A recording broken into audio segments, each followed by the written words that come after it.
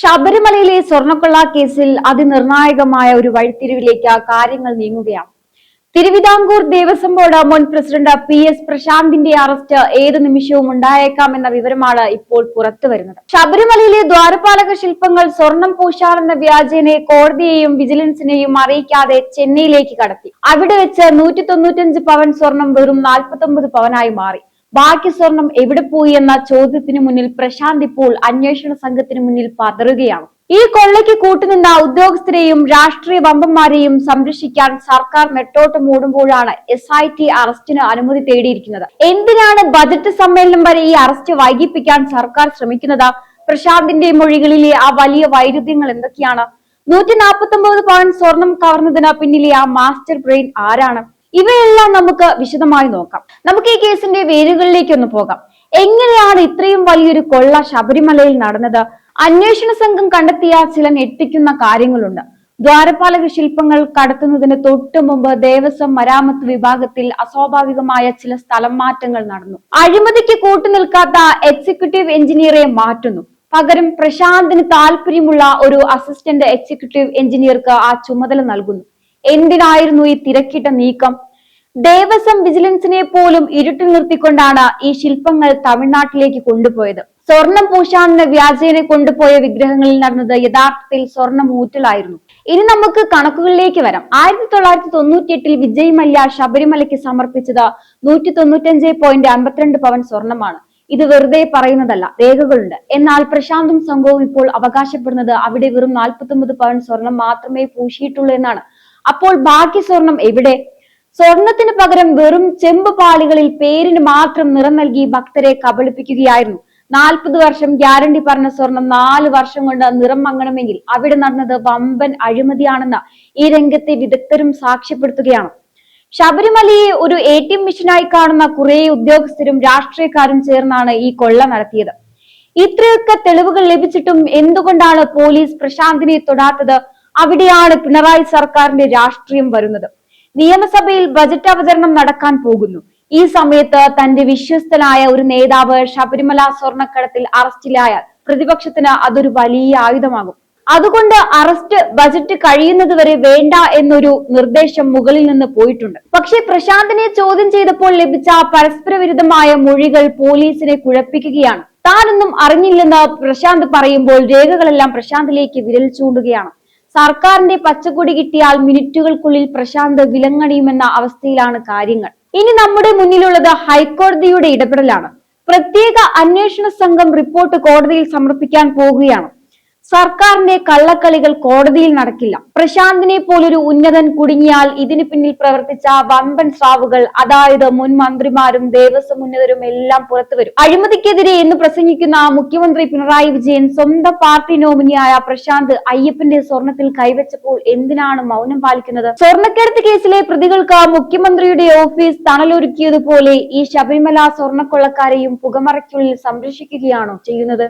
Budget അവതരണത്തിന് കളങ്കമുണ്ടാകുമെന്ന് കരുതി ഒരു criminal കുറ്റവാളിയെ അറസ്റ്റ് ചെയ്യാൻ മടിക്കുന്നത് എന്ത് തരം ഭരണമാണ് മുഖ്യമന്ത്രി? താങ്കളുടെ രാഷ്ട്രീയ ഇമേജ് സംരക്ഷിക്കാനാണോ ഭക്തരുടെ സ്വത്ത് കവർന്നവർക്ക് പോലീസ് സംരക്ഷണം നൽകുന്നത്? പോലീസിന്റെ കൈകൾ കെട്ടിയിട്ട് അന്വേഷണത്തെ അട്ടിമറിക്കാൻ ശ്രമിക്കുന്നത് ഒരു ജനാധിപത്യ സർക്കാരിന് ചേർന്നതാണോ? ശബരിമലയിൽ നവോത്ഥാനം കൊണ്ടുവരാൻ വീറോടെ വാദിച്ച പിണറായി വിജയൻ അതേ ശബരിമലയിലെ സ്വത്ത് കൊള്ളയടിക്കാൻ തന്റെ വിശ്വസ്തർക്ക് മൗനാനുവാദം നൽകിയോ എന്ന് ജനങ്ങൾ സംശയിക്കുകയാണ്. വിശ്വാസികളെ ലാത്തി കൊണ്ട് അടിച്ചമർത്താൻ കാണിച്ച ആവേശം സ്വർണം കവർന്ന പ്രശാന്തിന്റെ കൈകളിൽ വിലങ്ങ് വെക്കാൻ എന്തേ നിങ്ങൾ കാണിക്കുന്നില്ല? മുഖ്യമന്ത്രി അറിയാതെയാണോ ദേവസ്വം വിജിലൻസിനെ പോലും അറിയിക്കാതെ വിഗ്രഹങ്ങൾ കടത്തിയത്? നിയമം എല്ലാവർക്കും ഒരുപോലെയാണെന്ന് പറയുന്ന പിണറായി വിജയൻ തന്റെ പാർട്ടിക്കാർക്ക് വേണ്ടി നിയമം വളച്ചൊടിക്കുന്നത് കേരളം കണ്ടുകൊണ്ടിരിക്കുകയാണ്. ഈ ഒളിച്ചുകളി അധികകാലം മുന്നോട്ട് പോകില്ല. പിണറായി വിജയന്റെ തണലിൽ ഇരുന്നാൽ എന്തു കൊള്ളയും നടത്താമെന്ന അഹങ്കാരത്തിനാണ് ഇപ്പോൾ തിരിച്ചടി ലഭിച്ചുകൊണ്ടിരിക്കുന്നത്. വിഗ്രഹം കടത്താനും സ്വർണം മുക്കാനും കൂട്ടുനിന്ന ഭരണകൂടം അയ്യപ്പ ഭക്തരോട് മാപ്പ് പറയേണ്ടി വരും. മുഖ്യമന്ത്രി സംരക്ഷിച്ചാലും നിയമത്തിന്റെ കയ്യിൽ നിന്നും അയ്യപ്പന്റെ നീതിയിൽ നിന്നും രക്ഷപ്പെടാൻ ഇവർക്ക് കഴിയില്ല. ശബരിമലയിലെ ദ്വാരപാലക ശില്പങ്ങൾ അർദ്ധരാത്രിയിൽ ചെന്നൈയിലേക്ക് കടത്തിയത് എന്തിനായിരുന്നു? കോടതിയെ അറിയിച്ചില്ല, വിജിലൻസിനെ അറിയിച്ചില്ല. പകരം തനിക്ക് വേണ്ടപ്പെട്ട ഉദ്യോഗസ്ഥരെ മരാമത്ത് വിഭാഗത്തിൽ കൂടിയിരുത്തി നടത്തിയ ഈ നീക്കം വെറും ഒരു അഴിമതിയല്ല, കൃത്യമായ പ്ലാനിങ്ങോട് കൂടിയ കൊള്ള തന്നെയാണ്. പ്രശാന്തിനെ രഹസ്യ കേന്ദ്രത്തിൽ വെച്ച് ചോദ്യം ചെയ്തപ്പോൾ ലഭിച്ച മൊഴികളിൽ വലിയ വൈരുദ്ധ്യമാണുള്ളത്.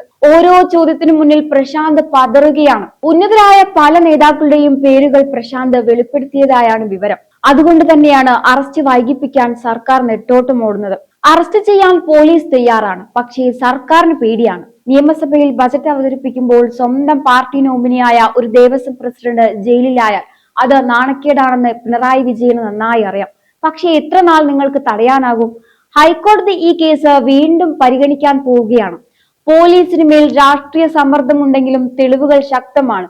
PS പ്രശാന്തിന്റെ അറസ്റ്റ് രേഖപ്പെടുത്താതെ മുന്നോട്ടു പോകാൻ കഴിയില്ലെന്ന് SIT സർക്കാരിനെ അറിയിച്ചു കഴിഞ്ഞു. ഇതിനു പിന്നിൽ മുൻ മന്ത്രി കടകംപള്ളി സുരേന്ദ്രൻ ഉൾപ്പെടെയുള്ളവരുടെ പങ്ക് അന്വേഷിക്കേണ്ടതുണ്ട്. ശബരിമലയെ കറവപ്പശുവാക്കി മാറ്റിയവർക്ക് ലഭിക്കുന്ന ശിക്ഷയായിരിക്കും ഈ അറസ്റ്റ്. 195 പവൻ സ്വർണം 49 പവനായി മാറിയ ആ ജാലവിദ്യയുണ്ടല്ലോ, അത് കേരളം കണ്ട ഏറ്റവും വലിയ ആത്മീയ കൊള്ള തന്നെയാണ്. അയ്യപ്പന്റെ സ്വർണം കവർന്നവർക്ക് സ്വൈര്യമായി ഉറങ്ങാൻ കഴിയില്ലെന്ന് ഭക്തർ വിളിച്ചു പറയുകയാണ്.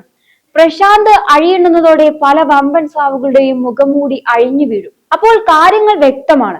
ശബരിമലയിലെ സ്വർണ്ണക്കൊള്ള എന്നത് വെറും ഒരു അഴിമതിയല്ല, മറിച്ച് വിശ്വാസികൾക്കും അയ്യപ്പ ഭക്തർക്കും നേരെ നടന്ന സംഘടിതമായ ഒരു ക്രൂരതയാണ്.